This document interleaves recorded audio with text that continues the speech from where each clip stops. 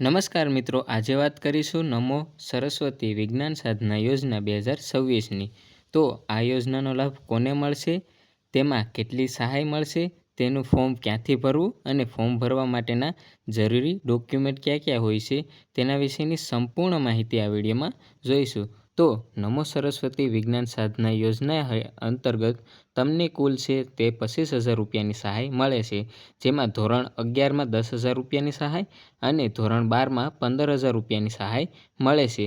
હવે વાત કરું તો કે મળવાપત્ર સહાય છે, તેમાં ધોરણ 11માં કુલ જે છે તે 10,000 રૂપિયાની સહાય મળશે, જેમાં દર મહિને છે 1,000 રૂપિયા તેમ 10 મહિના સુધી જે છે તે 10,000 રૂપિયાની સહાય, તેમજ ધોરણ 12માં છે તે 15,000 રૂપિયાની સહાય મળે છે, જેમાં 10 મહિના સુધી 1,000 રૂપિયો તેમ કુલ 10,000 રૂપિયા અને બાકીના જે 5,000 રૂપિયા છે તે ધોરણ 12ની બોર્ડની પરીક્ષા પાસ કર્યા બાદ મળે છે। તો આ જે છે તે સીધા જ તમારા બેંક ખાતામાં ડીબીટીના માધ્યમથી જમા થાય છે। હવે વાત કરું તો કે લાયકાતની વાત કરું તો કે તમારે જે છે તે ધોરણ 10માં ઓછામાં ઓછા જે છે તે 50% કે તેથી વધુ માર્ક આવેલા હોવા જોઈએ, તો જ તમે આ યોજના માટેનું ફોર્મ ભરી શકો છો। અને ધોરણ 10 પાસ કર્યા બાદ તમારે ધોરણ 11માં વિજ્ઞાન પ્રવાહ એટલે કે સાયન્સમાં એડમિશન લેવું ફરજિયાત છે। જો તમે વિજ્ઞાન પ્રવાહમાં ધોરણ 10-12 પાસ કર્યા બાદ ધોરણ 11માં સાયન્સમાં એડમિશન લેશો, તો જ આ યોજનાનું જે છે તે તમને ફોર્મ એટલે કે તમે ફોર્મ ભરી શકશો। હવે વાત કરું તો કે આવક મર્યાદા અને શાળાનો પ્રકારની વાત કરું તો કે સરકારી, ગ્રાન્ટેડ કે કોઈ પણ શાળા છે તે તમે સરકારી અથવા તો ગ્રાન્ટેડ શાળામાં હોય તો તમારે આવક મર્યાદાની જરૂર નથી, અને જો તમે પ્રાઇવેટ શાળામાં અભ્યાસ કરતા હોય તો તમારી આવક મર્યાદા છે તે વાર્ષિક 6 લાખ કે તેથી ઓછી હોવી જોઈએ। એટલે કે શાળા તમે કોઈ પણ શાળા સરકારી હોય અથવા તો ગ્રાન્ટેડ કે પ્રાઇવેટ કોઈ પણ શાળામાં અભ્યાસ કરતા હોય તો તમે આ યોજના માટેનું ફોર્મ ભરી શકો છો, અને તમારે જે છે તે ઓછામાં ઓછી છે તે દર મહિને જે છે તે માસિક જે છે તે 80%ની હાજરી ફરજિયાત છે, તો જ આ યોજનાનો લાભ મળશે, નહીંતર તમને આ યોજનાનો લાભ નહીં મળે।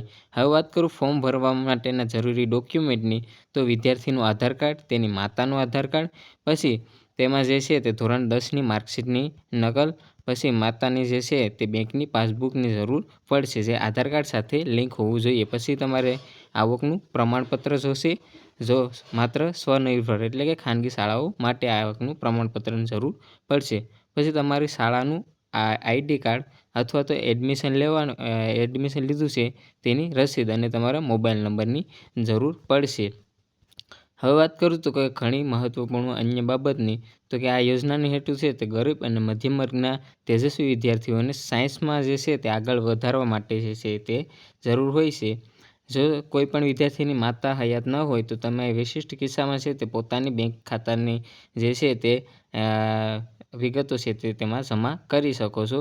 અને આ જે છે તે CBSE બોર્ડ અને જે છે તે ગુજરાત રાજ્ય બોર્ડનું તમામ માટે લાયકાત છે તે યોગ્ય ગણવામાં આવશે, એટલે કે તમે અંગ્રેજી માધ્યમમાં ભણતા હોય કે ગુજરાતી માધ્યમમાં, તે તમામ માધ્યમમાં તમે જે છે આ યોજના માટેનું ફોર્મ ભરી શકશો। અરજી પ્રક્રિયાની વાત કરું તો અરજી પ્રક્રિયા છે તે વિદ્યાર્થીએ કોઈ અન્ય જગ્યાએ જવાની જરૂર નથી, ફક્ત ને ફક્ત તમારે જે છે તે તમે ધોરણ 11માં જે શાળામાં અભ્યાસ કરવા જઈ રહ્યા છો ત્યાં તમારે જે છે તે તમારી ઓફિસમાં તમામ જે જરૂરી ડોક્યુમેન્ટ છે તે શાળાની ઓફિસમાં જમા કરવાના રહેશે।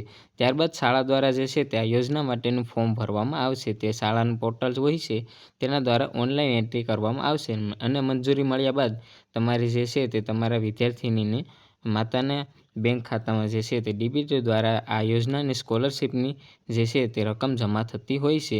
તો જે પણ વિદ્યાર્થી મિત્રો ધોરણ 10 પાસ કરી અને ધોરણ 11માં સાયન્સમાં એડમિશન લેવાના છે તે તમામને આ યોજના અંતર્ગત લાભ મળે છે।